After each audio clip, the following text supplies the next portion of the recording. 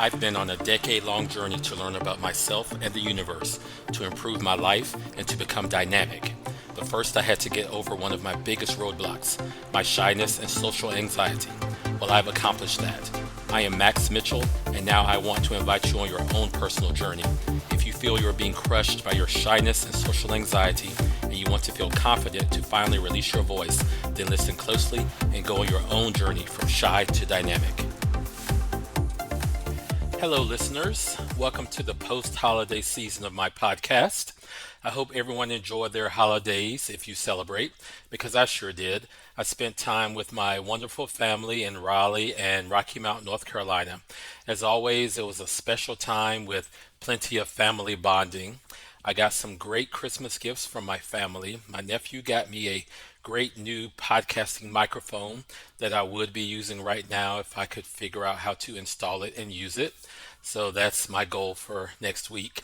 And my sister got me a book that I've been wanting called The Art of Extraordinary Confidence by shyness expert Dr. Aziz Gazipura. So I know that I'm going to get some good use out of that, and I recommend it already. I'm now refreshed and recharged and ready to go with the second season of my podcast. So, welcome to 2024. Now, my first three episodes were an introduction to me and to the signature themes of my podcast, shyness and dynamism. Dynamism, of course, is the word I like to use for the state of being dynamic. This season, I'm going to dive a little bit deeper and really delve into some mindset changes that you need to do to basically improve your life and thus, in a sense, to have a more dynamic life.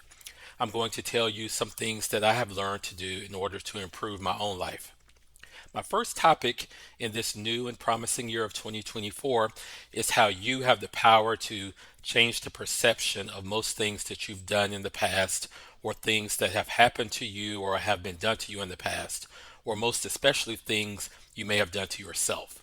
And keep in mind that, of course, I'm not talking about super traumatic things, because that may require a therapist or specialist of some kind.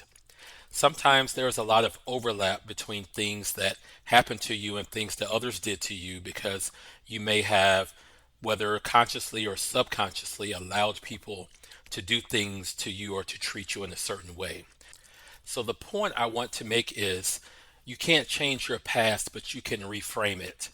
One of my best examples of this from my own life is when in 2016 I made the decision to leave my well-paying job as a data scientist at the Internal Revenue Service, or IRS, in Atlanta, to move all the way to Arizona to pursue a degree in atmospheric science, which is the study of weather and climate.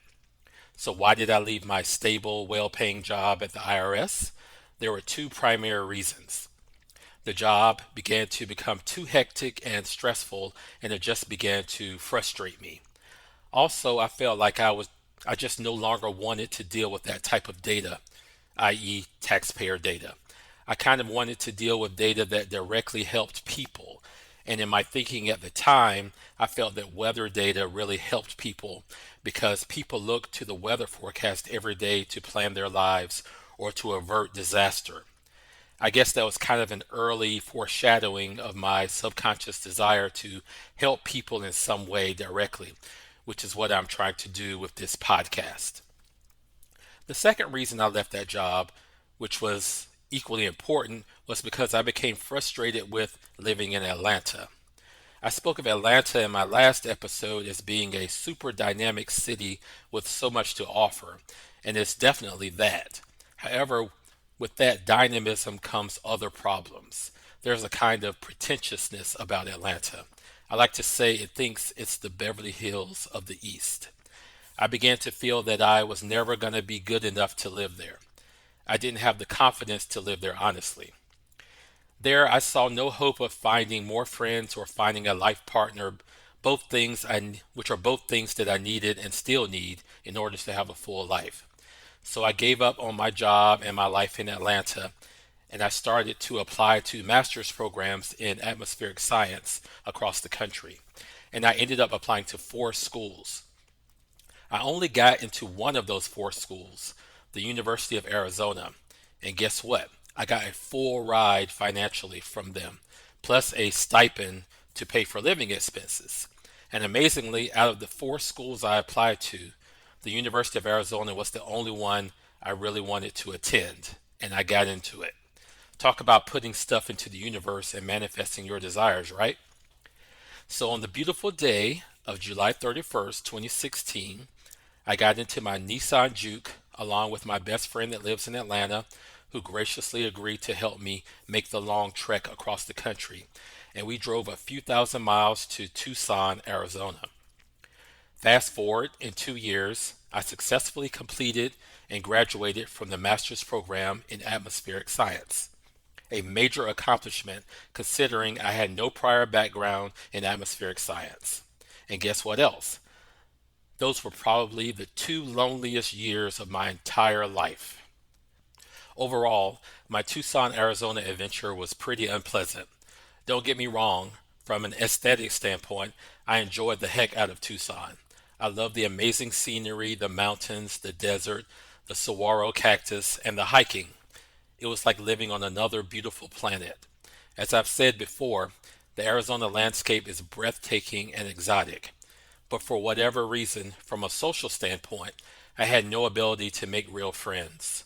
I do give credit to one friend who I hung out with every now and then, but that friendship could only develop so far as he was like 20 years younger than me and married, and of course, he was as busy as I was because he was in the same academic program.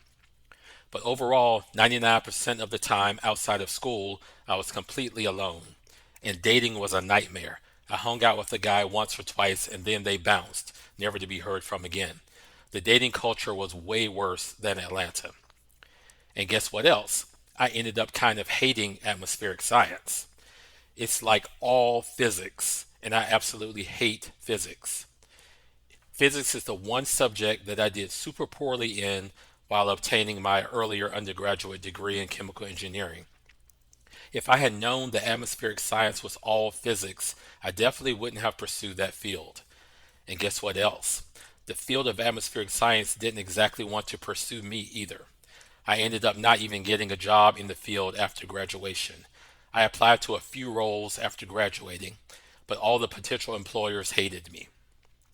After graduating, I also moved north to Phoenix. I did meet a few local friends there, but those friendships never fully developed or they kind of fizzled out. Also, I did end up dating a few people who hurt me a lot. Granted, some of that was my fault because there were certain ways that I allowed people to treat me poorly, and I still suffered from social anxiety as well, and I was afraid to be my most authentic self. And as I've said before, not being your authentic, confident self leads to not being as successful as you can be in many ways, whether professionally or socially. So moving out west was a complete bust. Or was it? Was it really a complete bust? How could I reframe that period in my life? There are four main questions that I've developed to help me reframe past events or past choices in my life. You can call them the Max Mitchell reframing questions. Maybe these can help you too. Number one, what can you learn from that experience that you can use going forward in life? Number two, what positive traits did you exhibit during that experience that you could be proud of? Another way to ask that question is, what did you accomplish during that period that was positive? Number three, what are you going to do going forward to make up for the time you lost or the money you lost? And more so, how can you accelerate the timeline to make up for what you've lost? Number four, what can you be thankful for from that experience? Because gratitude is the key to opening up more doors. So I'll explore those questions as it relates to my Arizona experience. Number one, what could I learn from Arizona that I can use going forward in my life? I learned that I could aim for something amazing and outrageous, and I could actually manifest it into my life with the help from God or the universe, of course.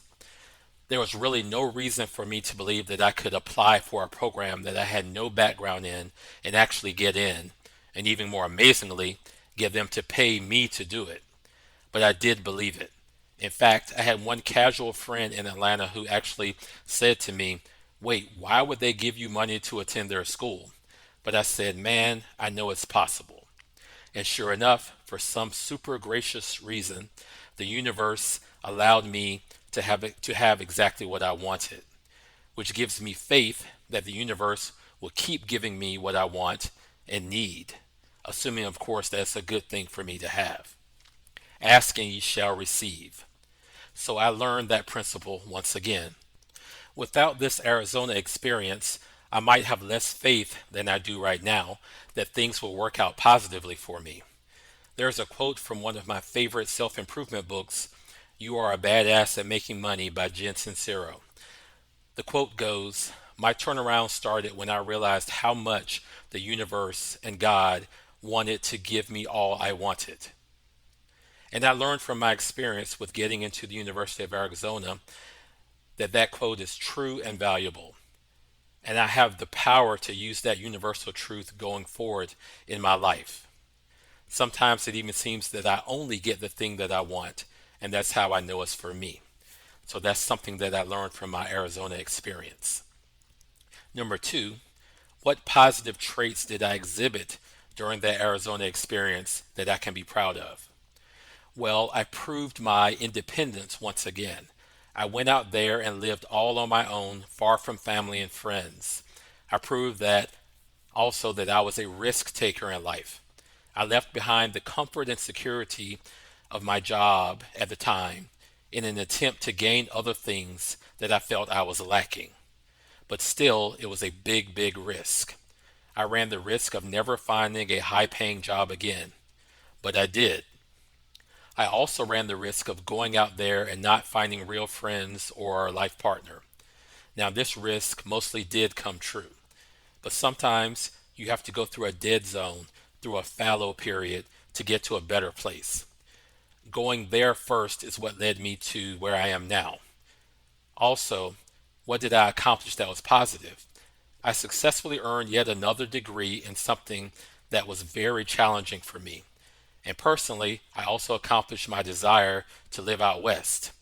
I didn't want to always live on this side of the country all my life, and so I achieved that. It's a whole different country out there, and I love the beauty and the interestingness of it. Number three, what was I going to do going forward to make up for the time I lost or the money I lost? Did I lose years of a great salary by leaving the IRS? Yes, but what could I do now to make up for that lost time and money? Don't dwell on what you lost. I realized that if I was able to manifest the opportunity to attend grad school with a full ride, then what could I manifest now? Hope was not lost. I moved to Tempe, Arizona near Phoenix, and I was able to acquire a temp role at a furniture company. But within a few months, I left that job and I obtained a much higher paying job in the financial sector, and I'm still with that job today. Does that job pay as much as my old IRS job? No, at the time it didn't, but now it does. And it's a lot less stressful than my IRS job.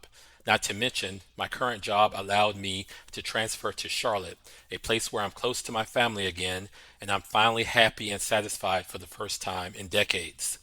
It was ultimately a win. It took some time and some detours, but ultimately a huge win. And things are continuing to develop in more positive ways right now. So God and the universe delivers every time. It may not happen in the way you expect it or in the timeline that you want, but it happens. Trust me. Just reframe it and change your mindset. Number four, what could I be thankful for from my Arizona experience? Because gratitude is the key to opening up more doors for you. I found that I could be thankful and grateful by assessing what were my original goals and did I achieve them. I got myself out of Atlanta. I got out of a job that I no longer enjoyed. I'm so thankful that I achieved those main goals. I could also be thankful for the opportunity to get a job located close to family where I needed to be and when my family needed me. Truly appreciating my blessings allows me to receive more blessings, such as overcoming my shyness and finding the divine knowledge that allowed me to improve my self-esteem. Being grateful allows me to see the positive in many negative things. which is half the battle right there.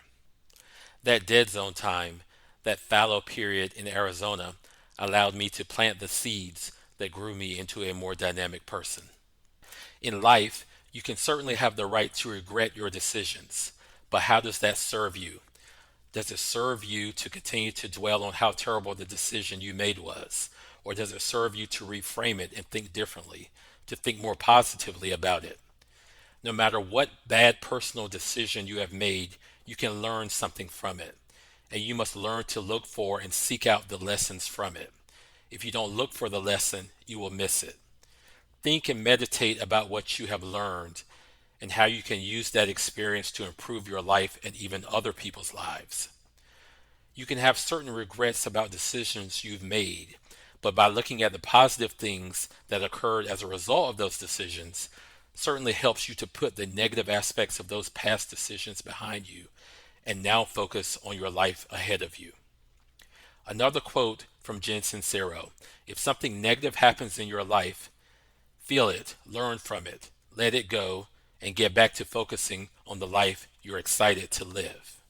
Remember that those past decisions are just a memory in your head now, so you can feel free to reframe them however you want. There is something so thrilling when you succeed after you have sunk low. Victory is so much sweeter after bad times, and victory is so much sweeter after you recover from your quote unquote bad decisions. So, in a way, there's a benefit to going through some bad experiences and bad decisions because you grow and improve. So, that's my topic for today. I have dedicated this episode to the city of Denver, Colorado. This city is ironically a great city to dedicate this particular episode to because I was able to reframe Denver in my mind. The first time I visited Denver was in 2017. I was not impressed at all. I was expecting something totally different. It seemed in my mind that there was just a small little downtown core, and it seemed that when I drove on certain stretches of highway that it just looked empty and desolate. I went back to Denver during my solo move from Phoenix to Charlotte, and it was like a totally different city in my mind. I saw the gleaming skyscrapers. I saw all the exciting sights of downtown Denver. I saw the cool neighborhoods and restaurants and shops. I love state capitol buildings, and the one in Denver was one of the most beautiful, ornate capitol buildings that I've ever seen. Unlike Phoenix, Denver felt like a real dynamic cosmopolitan city. I don't know why I didn't see all of those positive aspects the first time I visited, but I'm glad that I was able to reframe my thoughts of this amazing city, so much so that I would consider living there now if it weren't so cold in the winter and if I hadn't already found my happiness and joy here in Charlotte. So, if you have enjoyed this episode and you got something valuable or helpful out of this episode, then please give me 5 stars and write a review. Also, please pass this podcast along to your friends or family or acquaintances that you feel could benefit from it as well. If you like, please contact me in one of the contact options listed in my podcast description, such as Facebook or Twitter or Threads, or visit my amazing website, even if it's just to ask me a question. As always, remember to show up and deliver for yourself today and create a new dynamic version of yourself. Thanks so much. Episode 4, the Denver episode, is now done.